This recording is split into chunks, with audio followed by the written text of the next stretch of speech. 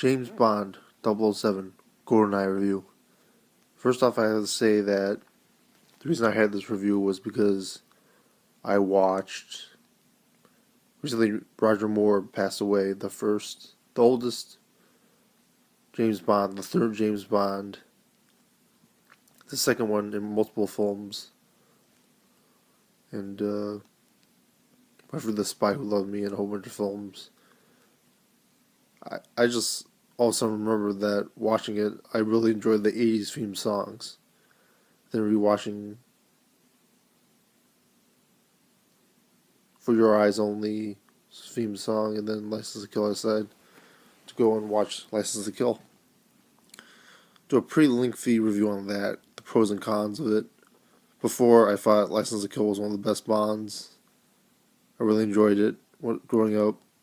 Or thought, because it doesn't even have the human heart scene that I thought was in that film. It wasn't as dark as I thought it was going to be, and I'll get into that, why there's some negatives there.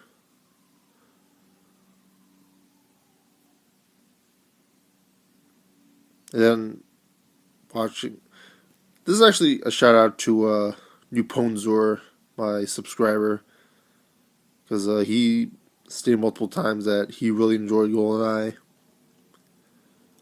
because of the whole space thing, and I was thinking, it's interesting. They have the whole "you only live twice" Moonraker aspect, which is classic Bond. The space station in space that destroys the world, and they put that in Goldeneye, which I found interesting. There's a lot of homages. That's not what I wanted to talk about, though. But I'm trying to remember any of them off my top of my head.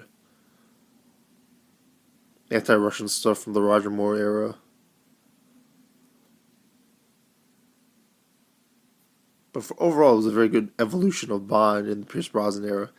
And I don't even think it had that much to do with Brosnan himself. Like, people who play the video game know what I'm talking about. Like, when you go in the ventilation shafts, like, that's something that's never explored in old Roger Moore, Sean Connery, George Lazenby, Timothy Dalton, James Bond.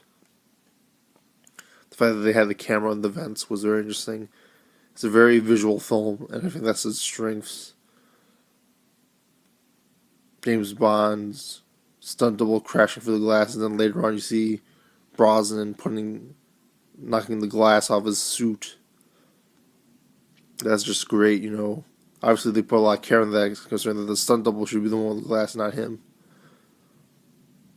The scenes where they're shooting through where the Russians are shooting through the archives of I forget the name of the city, St. Petersburg prison or something. That was really good too. Like, you see the cameras going from left to right, chasing after Bond and Natalia. They're going through the library. I wonder if there's even a little bit of Spy Who Loved Me with Natalia being a Russian. I mean, you don't even think about it because, like, it was a modernized Bond, but, like, that was basically a Spy Who Loved Me with a Russian spy. Of course, she doesn't have, like, a backstory with him.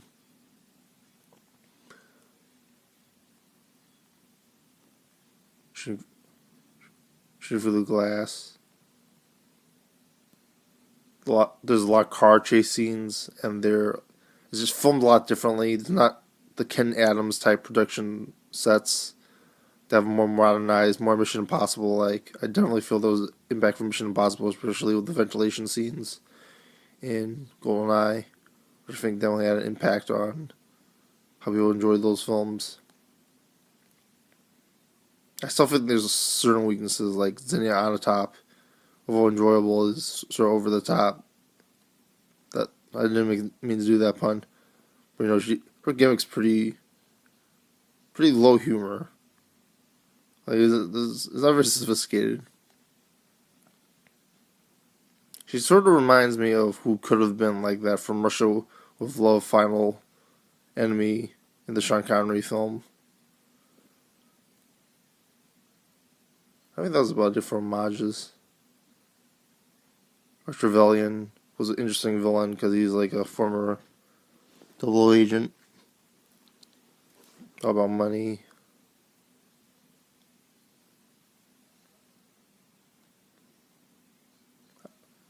Janice. I'm trying to remember if that's sort of like a Spectre organization, but I'm not really sure if it is.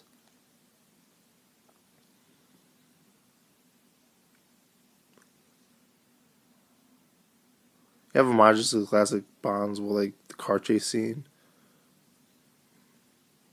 It's shot a little bit darker. That's pretty much it. It was a pretty cool Bond. I really enjoyed it. More of action, less about character. Like I don't know if any James Bond film has a lot of character in it. Like he kills people.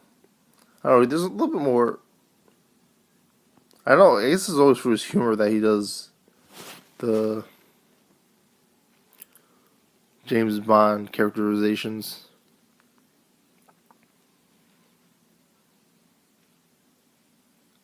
Like him playing Baccarat.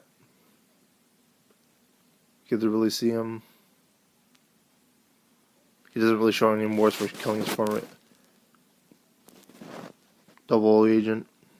I think that's probably one of the more weaknesses of the film, actually. I didn't write it in my notes, but in my former notes I wrote this down. Like, they don't bring up at all that he has to kill a former double agent. He doesn't have a philosophical point where he's like, could be me or anything. And people enjoy that, but like, I feel like that's like,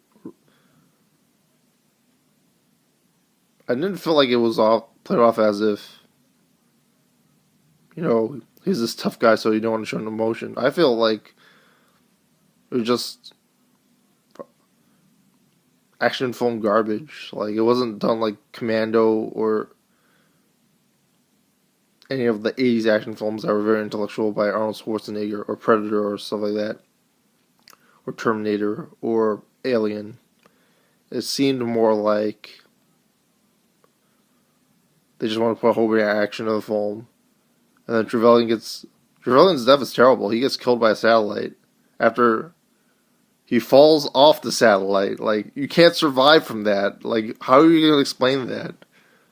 But again, I think it was Marlon Campbell who did the film. He's a visual director. Like, he has a scene where Trevelyan gets this awesome one-liner where he survived, and he's like, and Boris is invisible. Yeah, that's pretty dumb too. But I don't know. He's more of a visual thing, and it's a very entertaining film.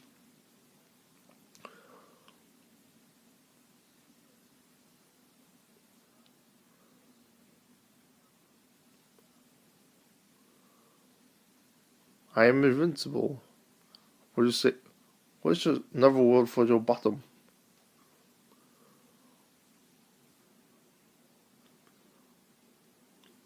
Never intellectually stimulated. And then again, I don't know if any of the Bonds were like. The more about characters. This one had a lot of action, and I see why people like this Brosnan film opposed to like the Timothy Dalton films. Although it wasn't necessarily Dalton's fault. Brosnan had a lot of action to do. Dalton, at least in License to Kill, I didn't see The Living Daylights, but in License to Kill, he doesn't have much to do action-wise. He's more. There's a very plot-driven film. Some of its visuals are very good too.